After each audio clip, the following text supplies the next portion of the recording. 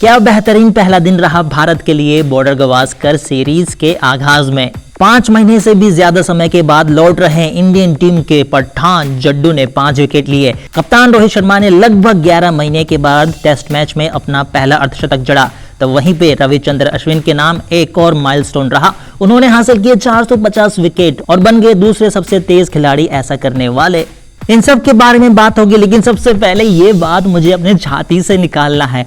ये सोच के और देख के मुझे काफी हंसी आई और आपको भी आई होगी जब आपने ये देखा होगा। ऑस्ट्रेलिया के मार्क वॉग कमेंट्री में कुछ ज्यादा ही कमेंट्री कर रहे थे ऑस्ट्रेलिया के लिए, और विराट कोहली के स्लिप फील्डिंग पर कमेंट कर रहे थे। हाँ, 6 रन पे एक मुश्किल कैच छूटा स्टीव स्मिथ का, लेकिन उसके बाद दूसरे कैच का कहानी ही कुछ और था। एक काफी मोटा एज गया था जो काफी तेज गया था और मुझे नहीं लगता कि वो कैच भी था। अगर था भी तो ऐसा कैच 1000 में सिर्फ एक ही बार हो सकता है।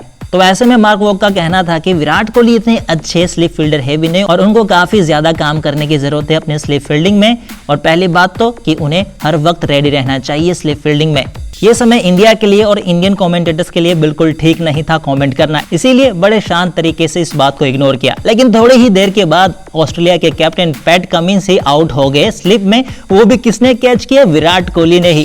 तो ऐसे में कैसे शांत रह सकते थे इंडिया और आरसीबी के टीममेट डीके, जो कि कमेंट्री कर रहे थे, और उन्होंने बड़े ही मजेदार ढंग से पूछा, मार्क यहाँ पे एक और विकेट और कैच किसने लिया? विराट कोहली ने। तब मार्क वो वहां पे कुछ नहीं कह पाए।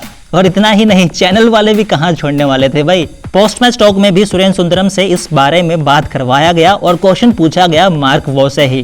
तब मार्क वो का कहना था कि हाँ, स्लिप फील्डिंग कभी भी आसान नहीं होता, लेकिन उनका बस ये कहना है कि स्लिप फील्डर को हमेशा रेडी रहना चाहिए। तो मार्क भाई, हम तो यही कहेंगे, आगे स्वाद। मार्क वो का पता नहीं, लेकिन हमें काफी बेहतरीन स्वाद आ गया और इसमें शेफ दिखे हमको रविंद्र जडेजा, जो अपने पठान लुक के साथ दिखे, लंबे बालों में। लेकिन अच्छी बात ये रही कि लंबा वो गेंदबाजी करते हुए दिखे और विकेट भी वैसा ही चटकते हुए दिखे। 5 विकेट उन्होंने अपने नाम किया, रन लुटाए केवल 47 और भारत के लिए सबसे ज्यादा गेंदबाजी उन्होंने ही की 22 ओवर। लगता है ऑस्ट्रेलिया रविचंद्र अश्विन के बारे में सोचते सोचते दूसरे रविंद्र जडेजा के बारे में सोचना ही भूल गए।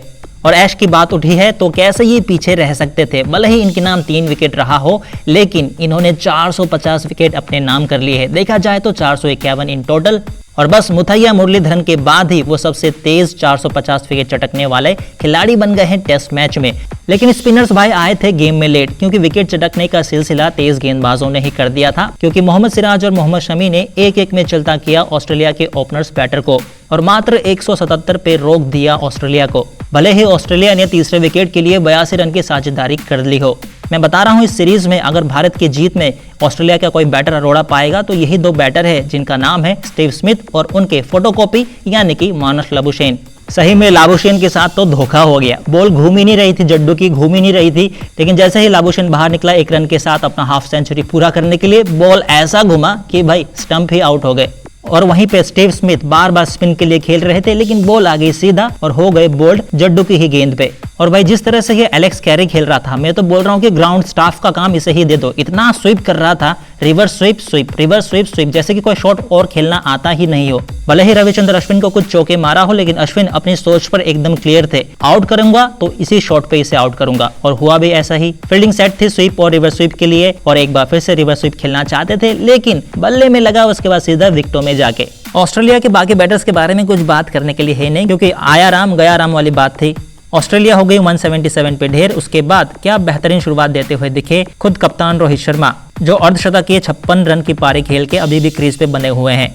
और दूसरी तरफ भले ही केएल राहुल देखते हुए डिफेंसिव खेल रहे हो, लेकिन उनके ना बैटिंग पे ना चेहरे पे कॉन्फिडेंस दिख रहा था। और ऑस्ट्रेलिया के लिए डेब्यू कर रहे 22 साल के टॉड मर्फी के गेंद पे ऑफ में, शायद से मिड ऑफ में सिंगल चुराना चाहते थे, लेकिन बॉल अंदर की तरफ घूमी और एज लगते हुए टॉड मर्फी के ही हाथों में कैच थमा बैठे और योगदान दिया 20 रनों का 71 गेंदों में। और भले ही ये टेस्ट मैच है, लेकिन जिस तरह से आराम से वो खेल रहे थे, मुझे बीच में जरूर ख्याल आ रहा था शुभमन गिल का, और सोच रहा था अगर वो होते ओपनिंग स्लॉट में तो क्या रहता भारत का रन रेट यहाँ पे। लेकिन ठीक है केएल भाई, हम समझ सकते हैं शादी के बाद आप आ रहे हो, थोड़ी बहुत थकान होगी आपको। मेरा मतलब कहने का ये है कि ओब्वियसली सिर्फ एक इनिंग काफी जल्दी होगा केएल राहुल के फॉर्म को आंकने के लिए, और भारत के पास अच्छे बल्लेबाजी है और मिडिल ऑर्डर में तेज गति से खेलने के लिए रविंद्र जडेजा है और सूर्य कुमार यादव, जो कि डेब्यू कर रहे हैं इस टेस्ट मैच से। अभी इंडिया 77 में 1 है और ठीक 100 रन से पीछे है।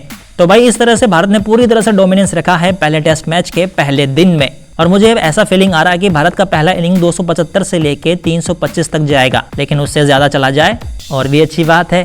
और आपका क्या मानना है दोस्तों, और इंडिया के पठान जड्डू का परफॉर्मेंस देख के कैसा लगा आपको, बताएं हमारे कमेंट सेक्शन में। और वीडियो लगा हो अच्छा तो करें लाइक, शेयर और चैनल को सब्सक्राइब। वीडियो देखने के लिए धन्यवाद।